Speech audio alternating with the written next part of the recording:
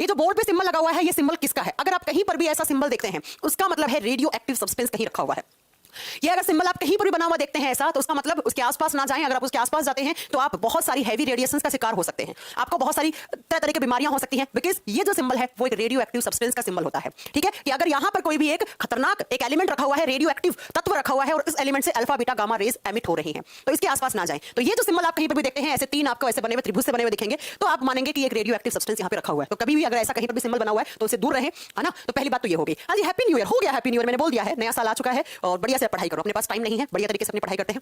चलो अब स्टार्ट करते हैं अपना चैप्टर आज का, रेडियो एक्टिविटी। कुछ कॉन्सेप्ट पढ़ा रही हूं, उसके बाद प्रैक्टिस करेंगे, क्योंकि बच्चा आपके बैच का नाम ही क्या है? आपके बैच का नाम ये है कि पहले थोड़ा सा रिवाइज करवाओ, उसके बाद प्रैक्टिस करवाओ, ताकि आपकी प्रैक्टिस भी हो, प्रीवियस ईयर के क्वेश्चंस भी कैसे आते हैं वो भी आपको मालूम चले, और कॉन्सेप्ट भी उससे संबंधित जितने भी आपके सारे कॉन्सेप्ट हो सकते हैं वो सारे आप कर लो। ठीक है, हिंदी मीडियम वाले बच्चे लिखेंगे रेडियो सक्रियता। अब अगले कम से कम 40 मिनट तक कोई बच्चा नहीं बोलने वाला है, सिर्फ मेरी बातें सुनेगा। ज्यादा ज्ञानी ना बने कि मेरे को आता है ये चीज, मैं पढ़ रखा हूं, मुझे पता है आपको बहुत सारी चीजें आती होंगी, बहुत सारी नहीं आती हैं, उसके लिए मैं यहां पे हूं।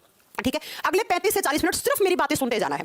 हाँ, जब मैं बोलूं इसको नोट डाउन कर लो, उसे अपने कॉपी में नोट डाउन कर लीजिएगा, क्योंकि बाद में आज तो आपको समझ में आ जाएगा, लेकिन 10 दिन के बाद आपको कुछ समझ में नहीं आने वाला है। और उसके बाद हम प्रैक्टिस करेंगे। सारे क्वेश्चंस मैंने लगा लिए हैं, रेडियो एक्टिविटी वाले चैप्टर की सारी पीपीटी है, अपन क्वेश्चंस लगा चुके हैं, बाद में करेंगे। थोड़ा पहले कॉन्सेप्ट समझा रही हूं, फिर उसके क्वेश्चंस लगाओगे, ऐसे चुटकियों में आंसर आएंगे आपके। ठीक है, चलो सुनो, रेडियो एक्टिविटी क्या होता है। आपने अगर प्रीवियस ईयर का पेपर देखा है, चाहे आपने कोई ग्रुप डी का प्रीवियस ईयर देखा होगा, या आपने एएलपी का प्रीवियस ईयर देखा होगा, या आपने देखा होगा बच्चा एनटीपीसी सीबीटी 2 का प्रीवियस ईयर देखा होगा, या सीबीटी 1 का देखा होगा, इस चैप्टर से ये चैप्टर वैसे केमिस्ट्री और फिजिक्स के लिए कॉमन चैप्टर माना जाता है, लेकिन ऐसा काउंट केमिस्ट्री में ही किया जाता है इसे। ठीक है, हालांकि कुछ आपने फिजिक्स में भी पढ़ रखा होगा कुछ पार्ट इसका। जब हम बात करते हैं रेडियो एक्टिविटी क्या होता है, मैं बिल्कुल एकदम कहानी की तरह आपको पढ़ाने वाली हूं, वो सुनिए। रेडियो एक्टिविटी क्या होता है, तो प्रीवियस ईयर के एग्जाम में आपको कुछ क्वेश्चन दिखे होंगे कि रेडियो एक्टिविटी की यूनिट क्या होती है, रेडियो एक्टिविटी की खोज किसने की थी, रेडियो एक्टिविटी का टर्म किसने दिया था, फिर आपने पढ़ रखा होगा कि यूरेनियम का हाफ लाइफ कितना होता है। कुछ ऐसे क्वेश्चन आपको प्रीवियस ईयर के देखने को मिलेंगे, वो सारे हमने स्लाइड में डाल दिए हैं। आज कल परसों 3 दिन लगेंगे, तो 3 दिन में हो जाएंगे। ठीक है, अब सुनो रेडियो एक्टिविटी क्या होता है। 1885 में, सन 1885 में, 1885 में एक साइंटिस्ट थे जिनका फुल नेम है A.H. बैक्यूरल।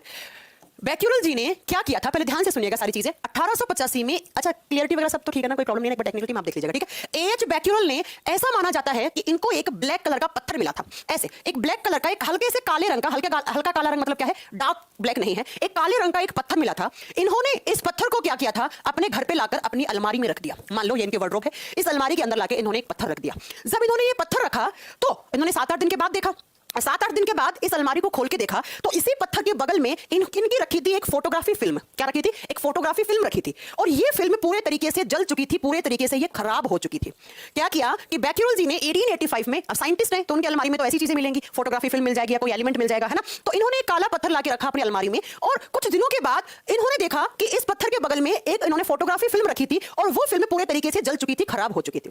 अब इनके दिमाग में आया, अरे बाप रे ये क्या हुआ, जैसे अलमारी देखी कि ये क्या हुआ, ये किस तरीके से जल चुकी है। इन्होंने अपनी अलमारी में छानबीन करा तो इनको कुछ ऐसी चीज नहीं मिली जिस चीज से ये इनकी फिल्म जल सकती थी या ये फोटोग्राफी फिल्म खराब हो सकती थी। बाद में इन्होंने रियलाइज किया कि हो ना हो ये जो मैंने काले रंग का पत्थर रखा है, इसी पत्थर से कुछ ऐसी रेडिएशंस निकली हैं, कुछ ऐसी विकिरण निकली हैं, कुछ ऐसे आप बताएंगे कुछ ऐसी रेडिएशन निकली है, उसी रेडिएशन की वजह से ये जो फोटोग्राफी फिल्म है ये जल गई है या खराब हो गई है। दिमाग में आई इनके पॉइंट कि भाई साहब ऐसा क्या निकल गया इस पत्थर से कि इस पत्थर ने इस फिल्म को खराब कर दिया। जब इन्होंने इस पे रिसर्च किया बैक्यूरल जी ने, तो बैक्यूरल ने क्या किया, बाद में पता लगा कि यह काला पत्थर कोई आम पत्थर नहीं था। यह काला पत्थर जहां से लिया गया था उसको कहा जाता है पिच ब्लेंड। और पहला ही क्वेश्चन एग्जामिनेशन का, पिच ब्लेंड क्या होता है? Pitchblende is a ore of uranium. ये ओर है, ओर का मतलब ये एस्क है, और किसका एस्क है? तो ये है बच्चा यूरेनियम का। पहला ही क्वेश्चन आ गया आपके एग्जामिनेशन का कि यूरेनियम के ओर का नाम बताओ। यूरेनियम के ओर का नाम होता है पिच ब्लेंड, जिसका फॉर्मूला होता है U3O8। तो देखो बच्चा यहां पर U किसका सिंबल होता है? यूरेनियम का। तो यहां से हम क्या एक्सट्रैक्ट कर सकते हैं? यूरेनियम का। और जिस जगह से एक्सट्रैक्ट करा उसी को आपने और बना दिया। ये जो काले रंग का पत्थर था ये कोई आम पत्थर नहीं था। इनको पता लगा कि ये जो मैं घर लेकर आया हूं ये तो पिच ब्लेंड लेकर आया हूं, और इसके अंदर क्या है? यूरेनियम है। अब इनको सारी स्टोरी समझ में आ गई कि हो ना हो ये जो काला पत्थर आया है, ये जो पिच ब्लेंड आया है, ये मतलब इसके अंदर यूरेनियम है। तो इसी यूरेनियम से कुछ ऐसी रेडिएशंस निकली जिन रेडिएशंस की वजह से ये फोटोग्राफी फिल्म जल चुकी है, खराब हो चुकी है। अब इनके दिमाग में आया कि ऐसा क्यों हुआ, क्या है इस ऐसा यूरेनियम में, इस यूरेनियम के अंदर ऐसा क्या था कि यहां से किसका, आपसे पूछा जाएगा कि यहां से ऐसा क्या हुआ कि इससे फिल्म खराब हो गई। तो क्वेश्चन नंबर 1 तो क्या बना, सबसे पहला कि हेनरी बैक्यूरल ने ही किसकी खोज की थी। अगर आपसे एग्जाम में आ जाए यहीं से रेडियो एक्टिविटी की खोज हुई, तो हेनरी बैक्यूरल जी वही महान साइंटिस्ट हैं जिन्होंने रेडियो एक्टिविटी की खोज की, और हेनरी बैक्यूरल जी ही वो महान साइंटिस्ट हैं जिन्होंने सबसे पहले यूरेनियम की भी खोज की। 2 क्वेश्चन बन गए, 2 नहीं 3 क्वेश्चन। पहला क्वेश्चन दूसरा और तीसरा बच्चा, 3 क्वेश्चन।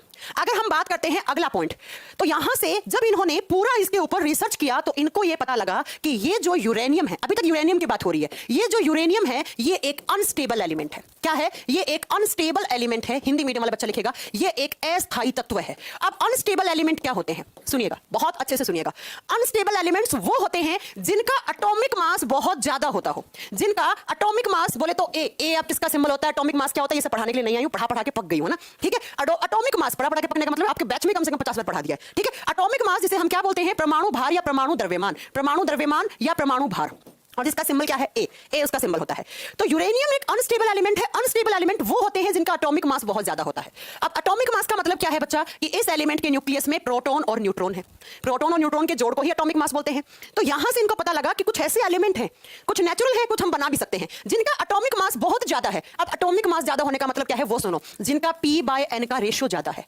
प्रोटॉन ज्यादा है न्यूट्रॉन से, जिनके न्यूक्लियस में, जिनके नाभिक में प्रोटॉन ज्यादा होते हैं न्यूट्रॉन से, ऐसे एलिमेंट अनस्टेबल एलिमेंट कहलाते हैं। या बोल दो कि ऐसे एलिमेंट जिनका एटॉमिक मास ज्यादा होता है, या आप यूं कह दो जिनके नाभिक के अंदर प्रोटॉन न्यूट्रॉन से ज्यादा होते हैं, वो अनस्टेबल एलिमेंट होते हैं। और इस नेचर का, इस प्रकृति का एक रूल है बच्चा, कोई भी एलिमेंट अनस्टेबल नहीं होना चाहता।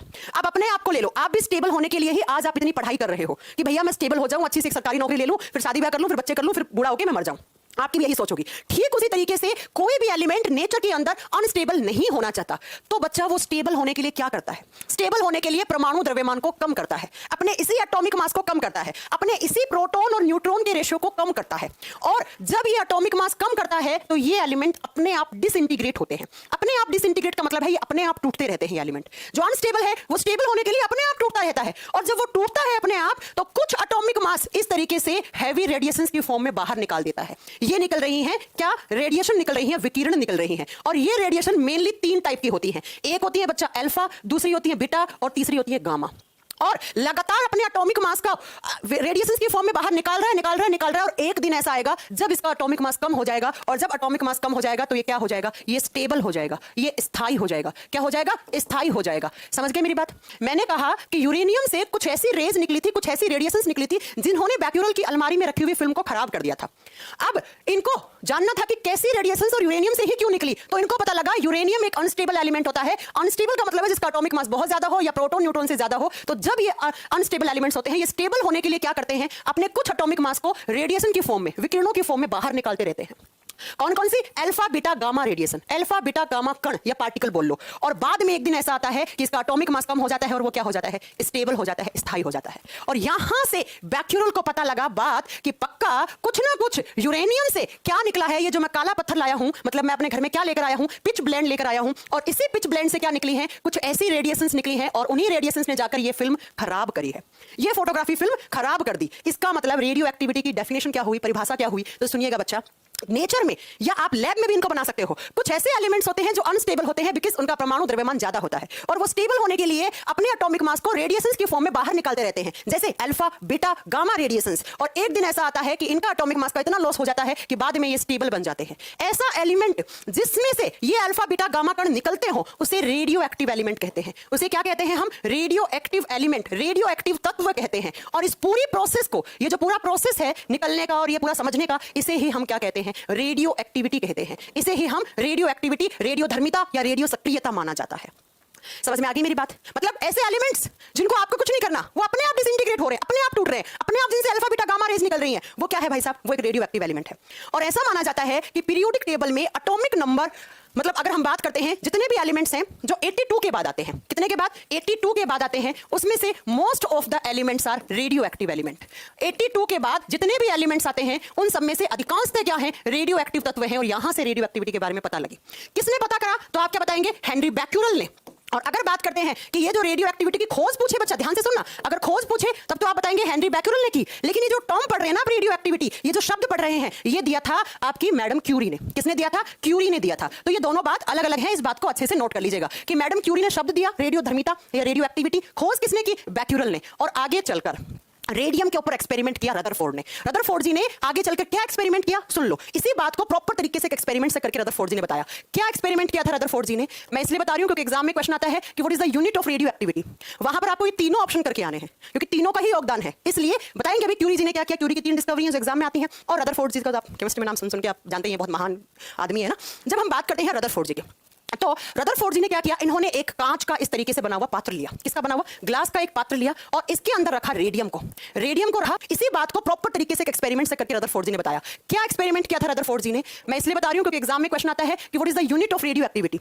वहां पर आपको ये तीनों ऑप्शन करके आने हैं क्योंकि तीनों का ही योगदान है, इसलिए बताएंगे अभी क्यूरी जी ने क्या किया। क्यूरी की 3 डिस्कवरीज एग्जाम में आती हैं और रदरफोर्ड जी का आप केमिस्ट्री में नाम सुन के आप जानते हैं बहुत महान आदमी है ना। जब हम बात करते हैं रदरफोर्ड जी की, तो रदरफोर्ड जी ने क्या किया, इन्होंने एक कांच का इस तरीके से बना हुआ पात्र लिया। किसका बना हुआ, ग्लास का एक पात्र लिया और इसके अंदर रखा रेडियम को रखा और यहां पर पॉजिटिव यहां पर नेगेटिव ये चार्ज लगा दिया। उसके बाद अब आप जानते हैं कि radium, uranium, thorium, plutonium, polonium ये सब होते हैं रेडियो एक्टिव एलिमेंट। अपने आपको कुछ नहीं करना, रदरफोर्ड जी को भी कुछ नहीं करना था, अपने आप ये रेडियम डिसइंटीग्रेट हुआ। क्यों हुआ, because radium is a radio active element. आजकल आपने देखा होगा रात में, आजकल तो शूज में और लोवर में लोवर या फिर जो भी ट्रैक सूट आते हैं, अंधेरे में जो लोग मतलब इवनिंग वॉक करते हैं या जो शूज पहन के जॉगिंग वगैरह करते हैं तो अंधेरे में उनके कपड़े चमकते रहते हैं बिकॉज उनमें रेडियम लगा हुआ होता है। ठीक उसी तरीके से घड़ियों में आता है, मेरे पास भी एक घड़ी है तो अगर मैं उसे अंधेरे में रखती हूँ रात को चमकती रहती है बिकॉज उसमें रेडियम है। तो रेडियम भी एक रेडियो एक्टिव एलिमेंट है क्योंकि अंधेरे में, एक बात यहाँ पर क्लियर करना, एक क्वेश्चन भी आता है रेलवे ने पूछा है, अंधेरे में 2 रेडियो एक्टिव एलिमेंट ऐसे हैं जो चमकते रहते हैं, कौन कौन से, लिख लीजिएगा इस बात को, साइड में नोट डाउन कर लीजिएगा। अंधेरे में थोरियम और यूरेनियम और रेडियम, ये तीनों ही हैं। खैर रेलवे ने जब क्वेश्चन पूछा उसने ये 2 डाले थे, ये अंधेरे में चमकते हैं बेटा, ये अंधेरे में चमकते हैं। ठीक है, मेनली ये 2 ज्यादा चमकते हैं, थोरियम और रेडियम, बाकी आपको आगे डिस्कस करेंगे। ये रेडियम अपने आप टूटा, यहाँ पे पॉजिटिव चार्ज, यहाँ पे नेगेटिव चार्ज। जब ये टूटा तो इससे 3 तरीके की रेडिएशन निकली, एक रेडिएशन, दूसरी रेडिएशन, 3 टाइप के पार्टिकल एमिट हुए ऐसे बोल लो, और एक थी तीसरी इस तरीके से। रदरफोर्ड जी ने देखा कि जो कांच के पात्र में इन्होंने रेडियम रखा था, कुछ समय के बाद इस रेडियम से 3 टाइप के पार्टिकल निकलना स्टार्ट हो गए। इन्होंने कहा कि जो पॉजिटिव चार्ज की तरफ ये जो पार्टिकल आ रहा है वो पक्का नेगेटिव आ रहा होगा। ये कौन सा आ रहा होगा, नेगेटिव, और जो नेगेटिव की तरह आ रहा होगा वो आ रहा है पॉजिटिव, और जो सीधा गया भाई साहब वो तो डिस्ट्रैक्ट ही नहीं हुआ, ना पॉजिटिव ना नेगेटिव। इसका मतलब वो पार्टिकल कैसा रहा होगा, वो पक्का उदासीन रहा होगा, वो न्यूट्रल रहा होगा, मतलब उस पर कोई चार्ज नहीं रहा होगा, इसीलिए तो वो चला गया, इसीलिए तो वो सीधा चला गया। अब यहीं से डिस्कवरी होती है इन तीनों पार्टिकल की, और ये तीनों पार्टिकल क्या हैं तो सुन लीजिए। जिसके ऊपर नेगेटिव चार्ज है वो रेडिएशन है बीटा रेस, बीटा पार्टिकल, और जिसके ऊपर पॉजिटिव चार्ज है वो है अल्फा पार्टिकल, क्या है, अल्फा कण, और जो सीधे चले गए, जो न्यूट्रल थे, जो डिस्ट्रैक्ट नहीं हुए, वो थे गामा रेज। अब आपसे एग्जाम में क्वेश्चन आता है कि अल्फा बीटा गामा रेज या अल्फा बीटा गामा पार्टिकल की डिस्कवरी किसने की, तो ये किसका एक्सपेरिमेंट है बता दीजिएगा, रदरफोर्ड जी का एक्सपेरिमेंट है। और बच्चा यही तो बात बेक्यूरेल जी ने बताई थी कि भाई जिस सब्सटेंस से ये निकल रहे हैं वो रेडियो एक्टिव है। नाम किसने दिया, मैडम क्यूरी ने, इसीलिए रेडियो एक्टिविटी की 3 यूनिट बना दी गई। आपसे अगर पूछ लेना कि रेडियो एक्टिविटी की कितनी इकाइयां हैं, कितनी यूनिट हैं, यूनिट ऑफ रेडियो एक्टिविटी लिख लीजिएगा। ये सारे क्वेश्चंस आपके पीपीटी में आने वाले हैं, आपको थोड़ी देर के बाद इनकी प्रैक्टिस करनी है। रेडियो एक्टिविटी की इकाई 3 होती हैं। पहली लिखना बैक्यूरल, बैक्यूरल जी को तो कोई डिनाई नहीं कर सकता कि बैक्यूरल नहीं होते तो कोई पता ही नहीं लगता कि कुछ ऐसे एलिमेंट्स भी होते हैं जो अपने आप टूटते हैं, है ना। दूसरे कौन हो गए, मैडम क्यूरी। क्यूरी क्यों होगी, क्यूरी ने टर्म दिया, और अभी बताती हूँ क्यूरी ने और क्या किया। और तीसरे कौन आ गए, रदरफोर्ड जी। रदरफोर्ड जी ने तो एक्सपेरिमेंट से प्रूव कर दिया कि भाई ये लो खत्म ऐसे। तो अब आपसे क्वेश्चन कैसे बना, रेडियो एक्टिविटी की खोज पूछे तो बैक्यूरल, टर्म किसने दिया, शब्द किसने दिया, मैडम क्यूरी, और रदरफोर्ड जी ने क्या किया, अल्फा बीटा गामा पार्टिकल, इनकी डिस्कवरी की, इनकी खोज किसने की, तो रदरफोर्ड ने। कितने क्वेश्चन हो गए, 9 क्वेश्चन हो गए टोटल, मुझे याद है। अब बात करते हैं थोड़ा सा इन अल्फा बीटा और गामा के बारे में जो एग्जामिनेशन में क्वेश्चन आते हैं। उससे पहले सुनो, जब मैडम क्यूरी की बात करते हैं तो बेटा क्यूरी है फेमस 3 चीजों के लिए। अगर आपने पढ़ भी रखा होगा, नहीं भी पढ़ रखा है तो सुन लीजिए, मैडम क्यूरी 3 चीजों के लिए फेमस है। कौन कौन सी 3 चीजों के लिए, सबसे पहला अगर आपसे एग्जाम में क्वेश्चन पूछ ले, हु डिस्कवर रेडियम, रेडियम की खोज किसने की, मैडम क्यूरी। अगर रेडियम की खोज पूछे, मैडम क्यूरी। दूसरा पोलोनियम, पोलोनियम के बारे में सुना है, सबसे ज्यादा इसके क्या होते हैं आइसोटोप, पहले 27 थे अब तो 32 आइसोटोप खोजे गए हैं इसके। पोलोनियम की खोज किसने की, मैडम क्यूरी ने। और तीसरा शायद आप पढ़ते होंगे क्यूरी टेम्परेचर, क्यूरी तापमान। कौन होशियार बच्चा बताएगा कि क्या होता है क्यूरी टेम्परेचर, क्या होता है क्यूरी तापमान। ये फिजिक्स का पार्ट है, मैं बस एक लाइन में बता देती हूं, आप अपने आप देख लीजिएगा, ठीक है। क्यूरी तापमान, मैडम क्यूरी ने कहा था कि एक फिक्स टेम्परेचर के बाद, एक निश्चित तापमान के बाद किसी भी मेटल को गर्म करने पर वो मेटल अपना मैग्नेटिक बिहेवियर खो देती है, वो अपना चुंबकीय व्यवहार खो देती है, उसे क्या कहा जाता है, क्यूरी तापमान कहा जाता है। इन तीनों चीज के लिए फेमस है मैडम क्यूरी। होगी बात खत्म, बता दोगे, रेडियम की खोज मैडम क्यूरी ने, पोलोनियम की खोज मैडम क्यूरी ने, और क्यूरी तापमान ये तो खैर फिजिक्स में आप पढ़ चुके होंगे, नहीं तो आप पढ़ लोगे आगे, हो गया। अब आइए यहां पर थोड़ा सा आगे चलते हैं, किसके बारे में, या शायद आप पढ़ते होंगे क्यूरी टेम्परेचर, क्यूरी तापमान। कौन होशियार बच्चा बताएगा कि क्या होता है क्यूरी टेम्परेचर, क्या होता है क्यूरी तापमान। ये फिजिक्स का पार्ट है, मैं बस एक लाइन में बता देती हूं, आप अपने आप देख लीजिएगा, ठीक है। क्यूरी तापमान, मैडम क्यूरी ने कहा था कि एक फिक्स टेम्परेचर के बाद एक निश्चित तापमान के बाद किसी भी मेटल को गर्म करने पर वो मेटल अपना मैग्नेटिक बिहेवियर खो देती है, वो अपना चुंबकीय व्यवहार खो देती है, उसे क्या कहा जाता है? क्यूरी तापमान कहा जाता है। इन तीनों चीज के लिए फेमस है मैडम क्यूरी। होगी बात खत्म? बता दोगे रेडियम की खोज मैडम क्यूरी ने, पोलोनियम की खोज मैडम क्यूरी ने, और क्यूरी तापमान ये तो खैर फिजिक्स में आप पढ़ चुके होंगे, नहीं तो आप पढ़ लोगे आगे। हो गया? अब आइए यहां पर थोड़ा सा आगे चलते हैं। किसके बारे में? रेडियो एक्टिविटी क्या होता है बता दिया मैंने, इसकी यूनिट मैंने आपको बता दी है, और इससे जुड़े हुए सारे साइंटिस्ट के मैंने नाम बता दिए हैं। अब बात ये आती है कि रेडियो एक्टिव एलिमेंट से कितने टाइप की रेज एमिट होती है, इनसे थोड़े क्वेश्चन देख लेते हैं। रेडियो एक्टिव एलिमेंट हिंदी में लिखेगा रेडियो एक्टिव तत्व या रेडियो सक्रिय तत्व लिख लो। रेडियो सक्रिय तत्व से टोटल 3 टाइप की रेडिएशंस एमिट होती है। कौन कौन सी? Alpha, beta and gamma. इनसे क्या क्या क्वेश्चन बनते हैं? सबसे पहला क्वेश्चन आता है इनसे चार्ज का। चार्ज का मतलब आवेश, किस प्रकार का आवेश है इनके ऊपर। अगर आपसे पूछ ले अल्फा पे कैसा चार्ज होता है, बता देना अल्फा पे पॉजिटिव चार्ज होता है, धनात्मक आवेश होता है। क्या होता है? धनात्मक आवेश होता है। और अल्फा को हम किससे कंपेयर करते हैं? हीलियम के न्यूक्लियस से। अल्फा को हम किससे कंपेयर करते हैं? करवाया ना मैं 3 क्लासेस में, कम से कम 2-3 बार आया होगा क्वेश्चन कि अल्फा पार्टिकल को हम किस एलिमेंट से कंपेयर करते हैं? हीलियम से। हीलियम का एटॉमिक नंबर 2, एटॉमिक मास 4, इसका मतलब अल्फा भी यही है। अभी हुआ आपका बिहार एसआई का पेपर, उससे क्वेश्चन आया था यहीं से, सेम यहीं से, अगर ये कॉन्सेप्ट आपका पढ़ा हुआ होता तो। दूसरा बात करते हैं बीटा पे। बीटा पार्टिकल पे चार्ज होता है नेगेटिव चार्ज। पेटीएम पर 156 रुपए प्राप्त हुए।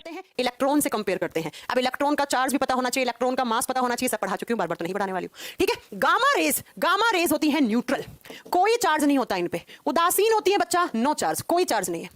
अब सुनो मेरी बात, क्वेश्चन कैसे आता है? इतना आसान क्वेश्चन नहीं आने वाला है कि भैया अल्फा पे कौन सा चार्ज होता है, बीटा पे कौन सा होता है, और गामा पे कौन सा होता है। ये तो एक जनरल नॉलेज के लिए आपको पता होना चाहिए। थोड़ी देर के बाद बताऊंगी क्वेश्चन कैसे आते हैं, क्योंकि उससे पहले 2 बातें सुनो। दूसरा आता है इनसे question penetrating power. Penetrating power क्या होता है? भेदन क्षमता। भेदन क्षमता, ठीक है? एग्जाम में क्वेश्चन आता है इन तीनों में से भेदन क्षमता सबसे ज्यादा किसकी होती है? सुन लीजिएगा, गामा की सबसे ज्यादा भेदन क्षमता होती है, उसके बाद होती है बीटा की, उसके बाद होती है अल्फा की। तो अगर आपसे पूछ ले कि सबसे ज्यादा कौन सी रेडिएशंस की पेनिट्रेटिंग पावर होती है या भेदन क्षमता होती है, तो आप क्या बताएंगे बच्चा? सबसे ज्यादा होती है गामा की, उसके बाद बीटा की, उसके बाद अल्फा की। और अगर आपसे पूछ ले कि गामा से भी ज्यादा किसकी होती है, अरे भैया पढ़ चुके हैं फिजिक्स में, एक्स रेज तो एक सॉलिड बॉडी को पेनिट्रेट कर जाती है। एक्स रेज की सबसे ज्यादा है, लेकिन हम एक्स रेज की तो बात नहीं कर रहे हैं ना बेटा, यहाँ पे हम अल्फा बीटा गामा की बात कर रहे हैं, एक्स रेज की तो बात ही नहीं कर रहे हैं। अब मेरी बात को जरा ध्यान से सुनना। ऐसा माना जाता है कि अल्फा पार्टिकल सिर्फ A4 साइज का पेपर आता है हमारे घर में, आता है कि नहीं आता है? सिर्फ उसी को भेद पाती है। A4 साइज के पेपर को ये पेनिट्रेट कर देती हैं। जबकि हम बीटा की बात करते हैं तो ऐसा माना जाता है बीटा 10 सेंटीमीटर थिकनेस की किसी भी एक जो आपकी ये होती है ना फॉइल पेपर, उसको पेनिट्रेट कर सकता है। और जो गामा है वो 100 सेंटीमीटर तक की फॉइल को पेनिट्रेट कर सकता है। और एक्सरे ट्रीटमेंट में कौन सी रेज या कौन सी यहां से रेडिएशन काम आती है ना? कैंसर के ट्रीटमेंट से 3 क्वेश्चन बनते हैं। ठीक है? कैंसर के ट्रीटमेंट से 3 क्वेश्चन बनते हैं। क्या क्या बनते हैं? सुनो, क्या क्या बनते हैं। पहला क्वेश्चन बनता है कि कैंसर के ट्रीटमेंट में, कैंसर के उपचार में कौन सा रेडियो एक्टिव सब्सटेंस काम आता है। अगर आपसे रेडियो एक्टिव आइसोटोप या सब्सटेंस पूछा तब आप क्या करोगे? तो लास्ट क्लास में हमने डिस्कस किया था कि कौन सा रेडियो एक्टिव आइसोटोप है जो कैंसर के उपचार में काम आता है, तो हम क्या करके आएंगे? कोबाल्ट 60। कौन सा? Cobalt 60, CO60। अगर हम बात करते हैं अगला क्वेश्चन कौन सा आता है, दूसरा आता है कि कैंसर के उपचार में कौन सा नोबल गैस, अगर आपसे पूछ ले कौन सा गैस या नोबल गैस लिखा हुआ मिल जाए बच्चा, कौन सा अक्रिय गैस है जो काम में आता है, तब आप क्या बताओगे? रेडोन आता है। ये बात भी तो हम पढ़ चुके हैं, रेडोन आता है। रेडोन एक नोबल गैस होता है, पीरियोडिक टेबल के 18 ग्रुप में आता है। और अगर आपसे पूछा कि कौन सा ट्रीटमेंट में, कैंसर के ट्रीटमेंट में कौन सी रेस, कौन सी किरणें या कौन सी विकिरणें काम में आती हैं ट्रीटमेंट में, तब आप बताओगे कौन सी? Gamma rays. ये सारे आज की क्लास में क्वेश्चन मिलेंगे आपको आगे, इसलिए मैंने पहले पढ़ा दिया। अगर रेडियो एक्टिव समस्थानिक पूछे तो कोबाल्ट 60, हालांकि मैंने आपको सब करवा दिए थे, आयोडीन 131, आयोडीन 123 और आपको बड़ा पढ़ाया था। इसके अलावा मैंने आपको सोडियम 124, फास्फोरस 32 है ना, पढ़ाए थे ना सारा। ठीक है? उसके बाद नोबल गैस कौन सा? रेडोन। रेस कौन सी? Gamma rays. ये क्वेश्चन भी आपको आज की क्लास में मिलेंगे। अब चलते हैं थोड़े से आगे। जब हम बात करते हैं, मैंने कहा कि रेडियो एक्टिव सब्सटेंस क्या होते हैं? जिनका न्यूक्लियस क्या हो? अनस्टेबल न्यूक्लियस हो। जिनका न्यूक्लियस क्या हो? अनस्टेबल हो। अनस्टेबल का मतलब क्या है? अस्थायी हो। जिनका नाभिक क्या हो? अस्थायी हो, अनस्टेबल न्यूक्लियस हो। और ऐसे एलिमेंट्स जिनका न्यूक्लियस अनस्टेबल होता है वो 2 टाइप की रिएक्शंस में पार्ट लेते हैं। बेसिकली जो अनस्टेबल न्यूक्लियस होते हैं वो कौन सी रिएक्शंस में हिस्सा लेते हैं? वो न्यूक्लियर रिएक्शंस में हिस्सा लेते हैं। नाभिकीय अभिक्रिया बेटा, एक तो होती है केमिकल रिएक्शन और एक होती है न्यूक्लियर रिएक्शन। केमिकल रिएक्शन वो होती है जिसमें इलेक्ट्रॉन हिस्सा ले। इलेक्ट्रॉन कहां होता है? ऑर्बिट में। और कौन से वाला? वैलेंस इलेक्ट्रॉन, पढ़ाया है मैंने। ठीक है? लेकिन आपकी न्यूक्लियर रिएक्शंस कौन सी होती हैं? जिसमें नाभिक हिस्सा ले, उसे नाभिकीय अभिक्रिया कहते हैं। उसे नाभिकीय अभिक्रिया कहते हैं। तो 2 टाइप की रिएक्शन होती है। एक होता है केमिकल रिएक्शन, जिसमें क्या बाहर बैठा जो आउटर सेल में क्या है? इलेक्ट्रॉन, वो हिस्सा ले, तो वो केमिकल रिएक्शन है। जिसमें न्यूक्लियस हिस्सा ले उसे न्यूक्लियर रिएक्शन कहते हैं। और न्यूक्लियर रिएक्शन वही एलिमेंट करता है जिसका न्यूक्लियस क्या हो, अनस्टेबल हो, अस्थायी हो। और दो टाइप की न्यूक्लियर रिएक्शन होती है। पहला होता है न्यूक्लियर फीजन। पहला कौन सा होता है, न्यूक्लियर फीजन, जिसे हिंदी में कहा जाता है नाभिकीय विखंडन। जिसे हिंदी में क्या कहा जाता है, नाभिकीय विखंडन। विखंडन का मतलब टूटना। दूसरा होता है न्यूक्लियर फ्यूजन। न्यूक्लियर फ्यूजन, इसको हिंदी में कहा जाता है नाभिकीय संलयन। हिंदी में कहा जाता है नाभिकीय संलयन, जुड़ना। जुड़ना, जहां पे जुड़ता है उसे फ्यूजन कहते हैं, जहां पे टूटता है उसे फीजन कहते हैं। और बच्चा यहां से क्या क्या क्वेश्चन आते हैं सुन लीजिए। पहली बात तो आपसे पूछ ले कि न्यूक्लियर फीजन और न्यूक्लियर फ्यूजन में कौन हिस्सा लेता है, एटम का कौन सा पार्ट, तो न्यूक्लियस। और न्यूक्लियस किसका, नाभिक किसका, सिर्फ अनस्टेबल न्यूक्लियस के। और अनस्टेबल न्यूक्लियस होता है, उसी से तो क्या निकलती है, अल्फा बीटा गामा रेज। और उसी को ही तो हम क्या बोलते हैं, उसी को ही तो हम रेडियो एक्टिव सब्सटेंस कहते हैं बच्चा। उसी को तो क्या कहते हैं हम, रेडियो एक्टिव तत्व कहते हैं। मतलब अगर आपसे एग्जाम में घुमा के पूछ लिया, क्या पूछ लिया कि भाई साहब अस्थायी नाभिक क्या है, इसका न्यूक्लियस अनस्टेबल है, अनस्टेबल गामा रेज। और उसी को ही तो हम क्या बोलते हैं, उसी को ही तो हम रेडियो एक्टिव सब्सटेंस कहते हैं बच्चा। उसी को तो क्या कहते हैं हम, रेडियो एक्टिव तत्व कहते हैं। मतलब अगर आपसे एग्जाम में घुमा के पूछ लिया, क्या पूछ लिया कि भाई साहब अस्थायी नाभिक क्या है, इसका न्यूक्लियस अनस्टेबल है। और अनस्टेबल का रीजन हम दे दोगे क्यों है। दूसरा आपसे पूछ ले कि न्यूक्लियर रिएक्शन में कौन हिस्सा लेता है, तो परमाणु का नाभिक लेता है। या अगर न्यूक्लियस ऑप्शन में नहीं होगा तो क्या होगा, रेडियो एक्टिव एलिमेंट, रेडियो सक्रिय तत्व लेता है ना। समझ गए इस बात को। अब दो टाइप की न्यूक्लियर रिएक्शन होती है, न्यूक्लियर फिजन, न्यूक्लियर फ्यूजन। सबसे पहला अगर आपसे पूछा जाता है कि एटम बम, एटम बम का मतलब परमाणु बम, परमाणु बम किस रिएक्शन पे आधारित है, तो परमाणु बम किससे बनाया जाता है बेटा, इससे बनाया जाता है। और हाइड्रोजन बम, हाइड्रोजन बम किससे बनाया जाता है, तो वो लिख दीजिएगा, इससे बनाया जाता है, इससे बनाया जाता है। ठीक है। दूसरा क्वेश्चन क्या आता है, मैंने बोल दिया है कि नाभिकीय विखंडन की प्रक्रिया पे आधारित परमाणु बम बनाया जाता है। और हाइड्रोजन बम किस प्रक्रिया पे आधारित है, नाभिकीय संलयन पे आधारित है। पहला क्वेश्चन। दूसरा क्वेश्चन, एटम बम से क्या क्या आता है, फर्स्ट एटम बम किसने बनाया था, अब ये बता दीजिए मुझे, फर्स्ट एटम बम किसने बनाया था, पहला परमाणु बम किसने बनाया था। वो सब बातें भूल जाओ कि कैसे होता है न्यूक्लियर रिएक्शन, वो सब पढ़ाएंगे, अभी रुक जाइए। पहले सिर्फ थ्योरी वाला पार्ट। पहला एटॉमिक बम किसने बनाया, पहला एटम बम बना था, उसका नाम था लिटिल बॉय। लिटिल बॉय किसने बनाया था वो आप बताओगे मुझे, क्योंकि अक्सर दो साइंटिस्ट के नाम में आपको कंफ्यूजन रहता है। हाइड्रोजन बम की बात नहीं कर रही हूं मैं, हाइड्रोजन बम की बात नहीं कर रही हूं। हाँ जी, हाँ जी, बताओ, जल्दी बताओ। अच्छा, ऑटो हॉर्न ने बनाया। बच्चे ये कह रहे हैं कि मैम ऑटो हॉर्न ने बनाया। अब मैं आपको एक बात बता दूं, ऑटो हॉर्न जो है ना, उन्होंने फीजन की डिस्कवरी की थी। यही आप गलत करके आते हो एग्जाम में। ये जो फीजन है कि टूटता है अनस्टेबल न्यूक्लियस, ये जो न्यूक्लियर फीजन की अगर डिस्कवरी पूछे ना, तब आपको ऑटो हॉर्न करके आना है। लेकिन एटम बॉम्ब की पूछे तो रॉबर्ट ओपेनियर ने बनाया था। यही आप गलत करके आते हो एग्जाम में, इसलिए मैंने आपसे पूछा ये बात। जब आप बात करते हो किसकी, फीजन की, तो बेटा जो ये फीजन का प्रोसेस है ना पूरा, कि किस तरीके से यूरेनियम टूटता है फिर स्टेबल एलिमेंट में कन्वर्ट हो जाता है, ये डिस्कवरी की थी ऑटो हॉर्न ने। जबकि अगर आपसे पूछ लेना नाभिकीय विखंडन की खोज पूछे तो ऑटो हॉर्न ने। लेकिन अगर आपसे पूछे कि फर्स्ट एटम बॉम्ब, पहला परमाणु बम किसने बनाया था, तब आप कहेंगे रॉबर्ट ओपेनियर ने बनाया था। यही आप लोग गलत करके आते हो और फिर कहते हो यहां पर आकर कि मैम एग्जाम में हमारा एक क्वेश्चन गलत हो गया। और इसका तो बताइए, हाइड्रोजन बम किसने बनाया, एडवर्ड टेलर ने बनाया था। ये तो अलग ही, इनका तो कोई बात नहीं है। ठीक है, एडवर्ड टेलर ने पहला हाइड्रोजन बम बनाया था। ठीक है, बात समझ में आ गई। तो तीन क्वेश्चन ये हो गए कि न्यूक्लियर फिजन, नाभिकीय विखंडन की प्रोसेस किसने बताई, तो ऑटो हॉर्न ने। पहला परमाणु बम किसने बनाया, रॉबर्ट ओपेनियर ने बनाया। और पहला हाइड्रोजन बम एडवर्ड टेलर ने बनाया। किसी को कोई डाउट नहीं है। मैं बताऊंगी न्यूक्लियर फिजन क्या होता है, फ्यूजन क्या होता है, थोड़ा पेशेंस रखो, बताया जाएगा। पहले एकदम थ्योरी वाला पार्ट, क्योंकि आज की पीपीटी में जो क्वेश्चन होंगे वो आप कर पाओ, उसी का कॉन्सेप्ट बता रही हूं। कल जो पढ़ाऊंगी उससे आप कल की क्लास के क्वेश्चन डिस्कस कर लोगे, इसलिए मैं सिर्फ वही पढ़ा रही हूं जो आज की क्लास में क्वेश्चन है। ठीक है, अब अगर हम बात करते हैं तो वो जो एग्जाम में क्वेश्चन आता है वो क्या आता है हमारे पास, मतलब इंडिया के पास। हमारे का मतलब क्या हो गया, इंडिया के पास। इंडिया में सबसे ज्यादा कौन सा रेडियो एक्टिव सब्सटेंस है, इंडिया में सबसे ज्यादा रेडियो एक्टिव एलिमेंट कौन सा है, बता दीजिए आपका क्वेश्चन। चलो जल्दी आंसर दीजिए कि इंडिया में सबसे ज्यादा अगर हम बात करते हैं कि कौन सा रेडियो एक्टिव एलिमेंट है। चलो मैं आपके आंसर देख लूं थोड़े से। यूरेनियम 235 है, गलत। यूरेनियम 243, अच्छा 243 भी होता है रवि जी, हमें तो आज मालूम चला। चलो बताओ इंडिया के पास कौन सा रेडियो एक्टिव सब्सटेंस सबसे ज्यादा है, जिसकी भर भर के हमारे पास खाने हैं। जब हम रेडियम है, ये कह रहे पोलोनियम, अच्छा जी, इंडिया के पास ज्यादा है थोरियम। थोरियम। और हमारे इंडिया में जो थोरियम मिलता है वो किस ओर से निकाला जाता है, again most important question. India में जो थोरियम मिलता है उसके ओर का नाम होता है मोनाजाइट। मोनाजाइट एक प्रकार की, इसको रेत में काउंट कर लेते हैं कि मोनाजाइट रेत से हमें थोरियम मिल जाता है। ये मोनाजाइट कहां मिलती है, केरला में। पहला है केरला, दूसरा झारखंड में जादूगिरा नाम की जगह है जहां पे मोनाजाइट के और पाए जाते हैं। और यहां से एक वनडे कॉम्पिटिटिव एग्जाम में क्वेश्चन भी बनता है कि केरला के तट के ऊपर, केरला के तट पर किस टाइप का पॉल्यूशन होता है, तो वहां पर होता है रेडियो एक्टिव पॉल्यूशन। वो नॉर्मल पॉल्यूशन नहीं है बच्चा, वो रेडियो एक्टिव पॉल्यूशन है। इसका मतलब वो हानिकारक विकिरणों वाला पॉल्यूशन है। क्यों, क्योंकि केरला के तट के आसपास जो मिट्टी से प्रेजेंट होती है वो मोनाजाइट है, और मोनाजाइट में क्या है, थोरियम। तो हमारे पास थोरियम ज्यादा है, हमारे पास यूरेनियम कम है, इसलिए हम लोग यूरेनियम जो है वो मेनली ऑस्ट्रेलिया और रूस से लेते हैं। किससे लेते हैं? ऑस्ट्रेलिया और रूस से। इससे हम क्या करते हैं? यूरेनियम लेते हैं। और हमारे पास ज्यादा क्या है? थोरियम। थोरियम के एस का नाम मोनाजाइट। ये एग्जाम में क्वेश्चन आ जाए तो सुन लीजिएगा एग्जाम में, ठीक है। अभी तक की क्लास में क्या पढ़ाया? रेडियो एक्टिविटी क्या होता है, उसकी खोज किसने की, उसके बाद उसका टर्म किसने दिया, उसके बाद उसकी यूनिट कितनी है? 3। अगर रेडियो एक्टिव विकिरणों की खोज किसने की वो बता दिया है मैंने। उसके बाद मैंने बताया मैडम क्यूरी ने किस किस की खोज कर दी है, क्यूरी टेम्परेचर। उसके बाद आप बताओगे रेडियम और पोलोनियम की खोज कर दी। उसके बाद अल्फा बीटा गामा रेस के बारे में थोड़ी सी बात कर ली। और दो टाइप की रिएक्शन होती है। केमिकल रिएक्शंस में इलेक्ट्रॉन हिस्सा ले, इसमें न्यूक्लियस हिस्सा ले। वो कौन सी होती है? Nuclear reactions. दो टाइप की, न्यूक्लियर फिजन, फ्यूजन। और न्यूक्लियर फिजन से हम कौन सा बम बनाते हैं, न्यूक्लियर फ्यूजन से कौन सा बनाते हैं। इतनी बात हमने अभी तक पढ़ ली। अब ये जो आप चेन रिएक्शन की बात कर रहे हैं ना, ये कल की क्लास में आएगा। अभी हम जितना पढ़ाया उसकी प्रैक्टिस करते हैं और आ जाइए ये आपकी प्रैक्टिस स्टार्ट करते हैं। क्योंकि बैच का नाम क्या है, थोड़ा सा कॉन्सेप्ट, ये जो आपको ये चीजें समझ में आएगी। ये बिहार एसआई के एग्जाम का क्वेश्चन था, हालांकि थोड़ा सा एसआई लेवल का क्वेश्चन था, ठीक था। ये चीज आपको समझ में आएगी, धीरे धीरे आएगी, ठीक है। चलो अब थोड़े से क्वेश्चंस की प्रैक्टिस कर ले। और ये रहा आपका पहला ही क्वेश्चन आपकी स्क्रीन पे, बता दीजिएगा। कुछ क्वेश्चंस हैं जो मैंने बिल्कुल वन लाइनर जैसे हैं, तो वो मैंने लिखवाया नहीं है, तो कोई बात नहीं है। आओ करें प्रैक्टिस, स्टार्ट हो।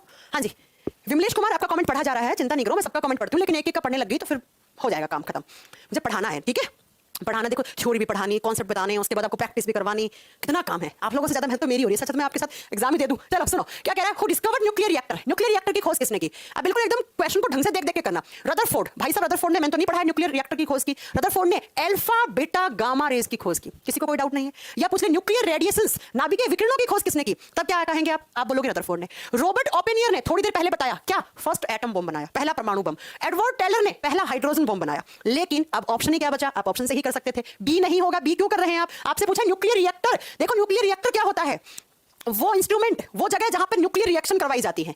तो जिस रिएक्टर के अंदर करवाते हैं पूरा, उसे न्यूक्लियर रिएक्टर कहा जाता है। तो उस रिएक्टर की खोज एनरिको फर्मी ने की थी। किसने की थी? एनरिको फर्मी ने की थी। तो पहला क्वेश्चन लिख दो अपनी नोटबुक में कि न्यूक्लियर रिएक्टर, नाभिकीय रिएक्टर या नाभिकीय संयंत्र जहां पर न्यूक्लियर रिएक्शन करवाते हैं, चाहे न्यूक्लियर फिजन हो, चाहे फ्यूजन हो, चाहे चेन रिएक्शंस बोलो आप, वो जहां पर करवाई जाती है उसी को न्यूक्लियर रिएक्टर। अभी भी आपका आंसर प्रेम, पूनम या इनका नाम क्या है, प्रवीण, अभी भी आप आंसर बी कह रहे हैं। बी गलत है, एनरिको फर्मी ने खोज की। आइए अगले क्वेश्चन पे चलते हैं। Next question, Which fuel was used by America in atom bomb used on Nagasaki? Hiroshima और नागासाकी पर क्या छोड़े गए थे? बॉम्ब छोड़े गए थे। कौन से? Atom bomb. अब आप जानते हैं एटम बॉम्ब किसके बनते हैं। तो आपसे पूछा है कि जो नागासाकी, देखो दो जगह छोड़े थे, एक छोड़े थे हिरोशिमा। अब डेट तो आप लोगों को याद करनी पड़ेगी, वो आपने हिस्ट्री की क्लास में डेट याद की होगी, मैं उम्मीद करती हूं, है ना। और दूसरा कहां पर? नागासाकी। इन पहले तो डेट बता दीजिए अपने आप, है ना, डेट आप कमेंट कीजिए।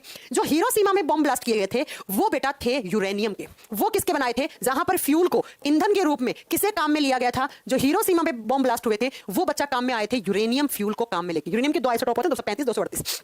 यहां पे था 235। तो हिरोशिमा पे जो बॉम्ब ब्लास्ट हुए वो यूरेनियम 235 के थे। और जो नागासाकी पे थे वो थे प्लूटोनियम, पीयू। पीयू किसका सिंबल होता है? प्लूटोनियम का। किसका था? प्लूटोनियम का, ठीक है। तब आप अपने आंसर देख लीजिए। प्लूटोनियम का लिखना है तो लिख लो 239, ऐसे लिख लो, पीयू 239।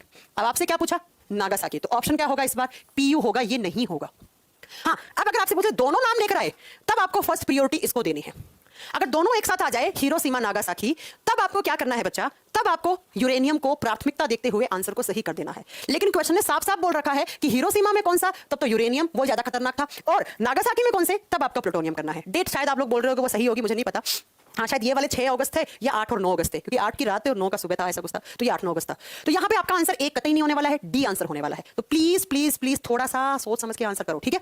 इसलिए तो मैं इस चैप्टर को लेकर आई हूँ। हाँ, लिटिल बॉय पहला एटम बम का नाम रखा गया था बच्चा। लिटिल बॉय क्या है राहुल? लिटिल बॉय पहले एटम बम को नाम दिया गया था। एटम बम जब बनते हैं उनके नाम भी दिए जाते हैं, और पहला था तो पहले को तो नाम देना बनता ही था। चलो आओ अगले क्वेश्चन पे। Which gas is absent in atmosphere? इनमें से कौन सी गैस है जो कि एटमॉस्फेयर में नहीं होती है? चलो बता दो, कौन सी गैस है जो एटमॉस्फेयर में नहीं होती है? क्या आर्गन है? पहला सिंबल किसका है? आर्गन का। दूसरा सिंबल किसका है? रेडोन का। तीसरा सिंबल किसका है? हीलियम का। और फोर्थ नंबर पे जो सिंबल है वो किसका है? क्रिप्टोन का। और मैं यहां पर आपको क्लियर कर दूं, आर्गन बिल्कुल होती है, इसीलिए है, तभी तो आप बल्ब में यूज में ले लेते हो, इलेक्ट्रिक बल्ब बनाने में। हीलियम हवाई जहाज के टायर में जो आप सिलेंडर लेके जाते हैं पहाड़ पे या समुद्र की गहराई में, उसमें हीलियम होता है। और हीलियम, रेडोन की जब बात करते हैं, रेडोन एटमॉस्फेयर में नहीं होती है। तो अगर आपसे पूछ ले कौन सा गैस या कौन सा अक्रिय गैस जो आपके एटमॉस्फेयर में नहीं होती है, आपका आंसर होगा रेडोन बिल्कुल भी नहीं होती है। ये कब निकलती है? जब ज्वालामुखी फटती है या जब भूकंप आता है, तब बिल्कुल हल्का फुल्का रेडोन की प्रेजेंस पाया जाता है। और अगर मैं बात करूं रेडोन का, तो थोड़ी देर पहले बताया है, रेडोन एक नोबल गैस है। ये क्या है? एक अक्रिय गैस है, पीरियोडिक टेबल के ग्रुप नंबर 18 में आती है। अब आप लोग बता दोगे इसका एटॉमिक नंबर। एटॉमिक नंबर मुझे आप बताओगे, इसका परमाणु क्रमांक आप बताओगे रेडोन का। और रेडोन कैंसर के ट्रीटमेंट में भी काम आती है। कैंसर के उपचार में कौन सी गैस? कैंसर के 3 क्वेश्चन आते हैं, बता दिया मैंने, 3 क्या, वैसे अगर बायो में पढ़ोगे तो और भी ज्यादा आएंगे। बायो में आता है कैंसर की स्टडी को क्या बोलते हैं, कैसे होता है कैंसर, कैंसर कितने टाइप का होता है, ट्यूमर क्या होता है, ट्यूमर कितने टाइप का होता है, तो बायो में तो और भी ज्यादा आते हैं। बट 32 एटॉमिक नंबर मैंने तो नहीं पढ़ा कभी। अबे उल्लू, कम से कम नोबल गैसेस के तो एटॉमिक नंबर याद कर लो, बाकी तो याद कर पाओ ना कर पाओ। कितना होता है 55, गलत है, नहीं बता पा रहे। 87, थोड़ा सा एक घटा दो 87 में से। रेडोन का एटॉमिक नंबर 86 होता है, 86। चलो अगले क्वेश्चन पे चलते हैं। नेक्स्ट क्वेश्चन कह रहा है which type of pollution found on bank of Odisha. आगे क्वेश्चन, ये रेलवे में रिपीटेड क्वेश्चन है कि ओडिशा के जो तट हैं उसके ऊपर किस टाइप का पॉल्यूशन होता है। रेडियो एक्टिव पॉल्यूशन है। क्यों? क्योंकि वहां का जो आसपास का एरिया है उस मिट्टी में सबसे ज्यादा मोनाजाइट प्रेजेंट होता है, और मोनाजाइट में क्या है, तो थोरियम है। तो ये किस टाइप का पॉल्यूशन है? वाटर पॉल्यूशन भी नहीं है, एयर पॉल्यूशन भी नहीं है, नॉइज भी नहीं है, और यहां पर कौन सा, तो एक रेडियो एक्टिव पॉल्यूशन है। और रेडियो एक्टिव पॉल्यूशन का मतलब क्या हो गया, इसमें मेन कौन सा रेडियो एक्टिव सब्सटेंस है, थोरियम। कॉन्सेप्ट अगर आपका क्लियर हो तो चुटकियों में आंसर ऐसे आते हैं। ठीक है, चलो अगले क्वेश्चन पे चलते हैं। Next question, which can be major source of electricity in India. अच्छा क्वेश्चन है। भारत में, थोड़ा सा इसको सही करना, भारत में कौन विद्युत ऊर्जा का मुख्य स्रोत है? सबसे पहले मैं आपको एक बात बता दूं, इलेक्ट्रिसिटी जनरेट करवाते हैं तो वो किस न्यूक्लियर रिएक्शन से, न्यूक्लियर फिजन। न्यूक्लियर फिजन, जब आप न्यूक्लियर फिजन की रिएक्शन को आप कंट्रोल करके आप उसे इलेक्ट्रिसिटी जनरेट करवा सकते हो। और फिजन में मेन फ्यूल कौन सा काम में लेते हैं, थोड़ी देर पहले ही बताया था, थोड़ी देर पहले ही तो बताया, हाँ जी थोड़ी देर पहले ही तो बताया कि फिजन में हम क्या काम लेते हैं, यूरेनियम थोरियम दोनों काम में ले सकते हैं। अब मेरी बात जरा ध्यान से सुनो कि यहां पर अगर मेन बात करते हैं तब तो यूरेनियम को लेते हैं, लेकिन इंडिया में तो हम बात करते हैं तो इतना यूरेनियम नहीं भी होती है। ठीक है, और लेकिन इंडिया में इतना यूरेनियम तो है नहीं सफिशिएंट कि भाई इससे हम इलेक्ट्रिसिटी जनरेट करवा लें, तो हम लोग मेनली किसको काम में लेते हैं, थोरियम को। तो अगर यहां पर इंडिया लगा हुआ है तब तो इसका आंसर क्या होना चाहिए, थोरियम। और अगर यहां इंडिया नहीं लगा हुआ होता तब बच्चा यूरेनियम आंसर हो जाता। तब इसका आंसर क्या होना चाहिए, सी होना चाहिए, क्योंकि हमारे पास इतना यूरेनियम नहीं है। तो हम क्या करेंगे, इसको आंसर थोरियम से भी सही कर सकते हैं। बाकी आपके एग्जामिनर पर डिपेंड करेगा किसको सही मानता है, क्योंकि एनडीए के एग्जाम में एक बार क्वेश्चन आया था, सेम लैंग्वेज थी और उसमें यूरेनियम को सही माना गया था, तो वो आपके एग्जामिनर पे देखा जाएगा। हाँ, केरला के तट पे थोरियम है, बिल्कुल एम के चंद्रा बिल्कुल थोरियम है। अगला क्वेश्चन सुनो, which shows glowing appearance in lab. इनमें से कौन अंधेरी प्रयोगशाला में चमकता है? थोड़ी देर पहले ही मैंने बताया था कि अंधेरी प्रयोगशाला में मेनली कौन चमकता है। जब लैब की बात करते हो तो यूरेनियम और थोरियम दोनों अगर आपके पास लैब में रखे हुए हैं तो दोनों चमकते हैं। ठीक है, अब यहाँ पर इसका बहुत ऑप्शन नहीं है, तो अब आप देख लो ना आप किसको सही करोगे, है ना। वैसे बहुत का ऑप्शन यहाँ होना चाहिए था, लेकिन अगर आप बात करते हो कि लैब की, तो लैब में तो मेनली ये होता है, लेकिन यहाँ पर रेडियम भी ऑप्शन में हो तो ये दोनों नहीं हो, और रेडियम दिया हुआ हो तो रेडियम को भी आंसर करके आना पड़ेगा, है ना। अब ये तो यहां पर बोथ वाला ऑप्शन होना चाहिए था, यहां पर तो दोनों वाला ऑप्शन होना चाहिए था। आप मान लो थर्ड में ऑप्शन ही बोथ है, ठीक है, तो बोथ ऑप्शन होना चाहिए था, है ना। बाकी अगर यूरेनियम थोरियम नहीं हुआ, अगर रेडियम है तो रेडियम को भी काउंट करके क्वेश्चन का आंसर कराना। अगला question, next question, which is discovered by madam Curie. Madam Curie के द्वारा किसकी खोज की गई? इनमें से, हाँ बस आप तो कॉन्सेप्ट समझ गए ना, ठीक है, आप कॉन्सेप्ट समझ गए ना, बस बाकी आपको ऑप्शन से खेलना आना चाहिए। ऑप्शन आपको जिस तरीके से एग्जामिनर देगा उसके साथ आपको खेलना आना चाहिए, है ना। तो मुझे भी नहीं पता ना ऑप्शन में कैसे डालेगा। चलो आंसर कीजिए, which is discovered by madam Curie. Madam Curie ने किस की खोज की? क्या मैडम क्यूरी ने रेडियम की खोज की है? बिल्कुल की है। क्या मैडम क्यूरी ने क्यूरी टेम्परेचर की खोज की है? यस, अभी तो बताया क्यूरी तापमान क्या होता है। क्या मैडम क्यूरी ने पोलोनियम की खोज की है? यस, तो इसका आंसर क्या हो जाएगा, ऑल ऑफ दिस। चलिए अगले ऑप्शन पे, अगले क्वेश्चन पे, बहुत आसान लग रहा होगा। नेक्स्ट है फादर ऑफ न्यूक्लियर केमिस्ट्री।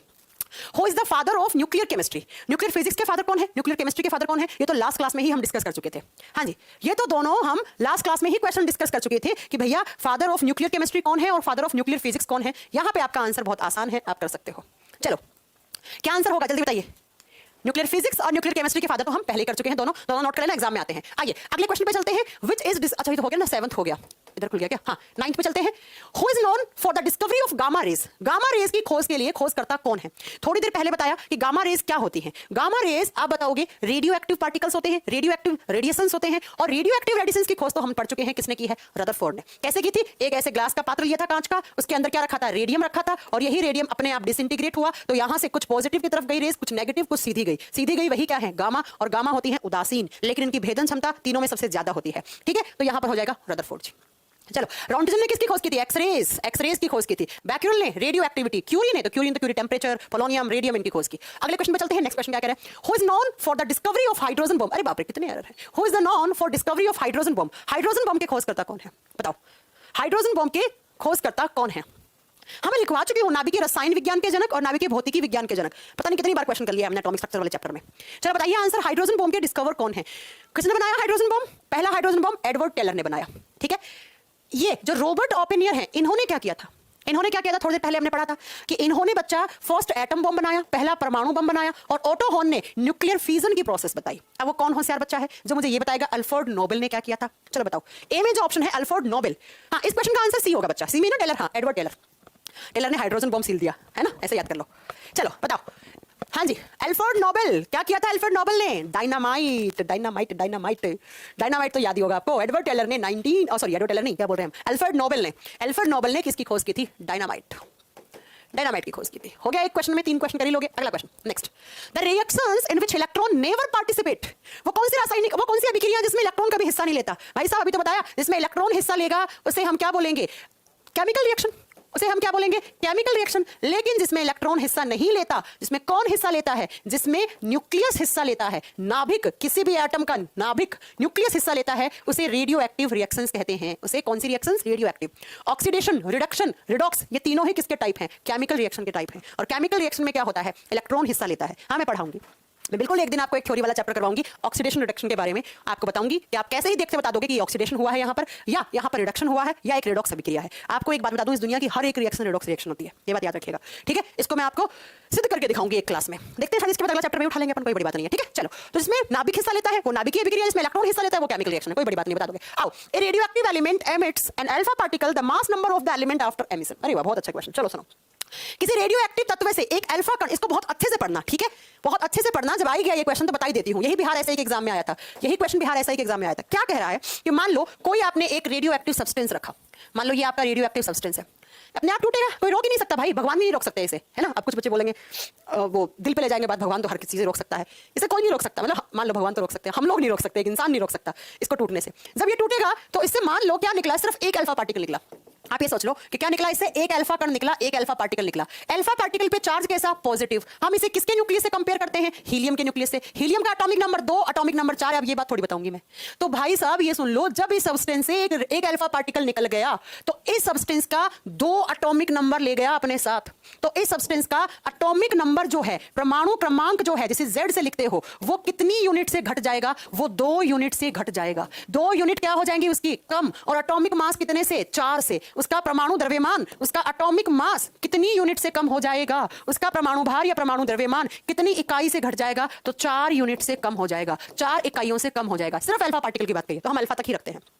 एक बार फिर से सुन लीजिए कि जब कभी भी किसी रेडियो एक्टिव सब्सटेंस से एक अल्फा पार्टिकल निकलता है तो अल्फा पार्टिकल पे चार्ज तो पॉजिटिव होता है और हम इसे हीलियम के नाभिक से कंपेयर करते हैं। हीलियम का नाभिक बोले तो हीलियम का एटॉमिक नंबर 2, एटॉमिक मास 4। तो किसी भी रेडियो एक्टिव सब्सटेंस से एक अल्फा पार्टिकल निकला तो उसकी परमाणु क्रमांक 2 इकाई से घट जाता है और उसका परमाणु द्रव्यमान 4 इकाई से घट जाता है। अब शायद आप कर सकते हो। अब ऑप्शन ढूंढ लो, क्या है? रिमेन्स अनचार्ज्ड, नहीं भैया अनचार्ज तो नहीं होगा, सेम तो नहीं रहने वाला है। अगला है इंक्रीज्ड बाय 1, क्या 1 से इंक्रीज हो जाता है? या क्या पूछा? एटॉमिक मास, मास नंबर पूछा है बच्चा, देखो मास नंबर पूछा है, एटॉमिक नंबर की बात नहीं की है। तो जब मास नंबर कितने से क्या बढ़ जाता है? नहीं बढ़ता है। क्या 3 यूनिट से बढ़ जाता है? नहीं भैया, डिक्रीज बाय 4, कितनी इकाई से घट जाता है? 4 इकाइयों से घट जाता है। तो इसका आंसर क्या होना चाहिए यहां पर? इसका आंसर होना चाहिए 4th। इसका आंसर क्या होना चाहिए? 4th। कर दोगे? हाँ, डी कर दोगे? हो गया, चलो डी। चले अगले पे, बीटा से क्या होगा? बीटा की भी बात नहीं करिए, बीटा का क्वेश्चन आएगा तो बीटा भी बताएंगे आपको। चलो अगला क्वेश्चन बताओ, नेक्स्ट क्वेश्चन क्या है? अगला कह रहा है कि the velocity of neutron in a nuclear reactor is retarded by, retarded का मतलब कम करना, ठीक है?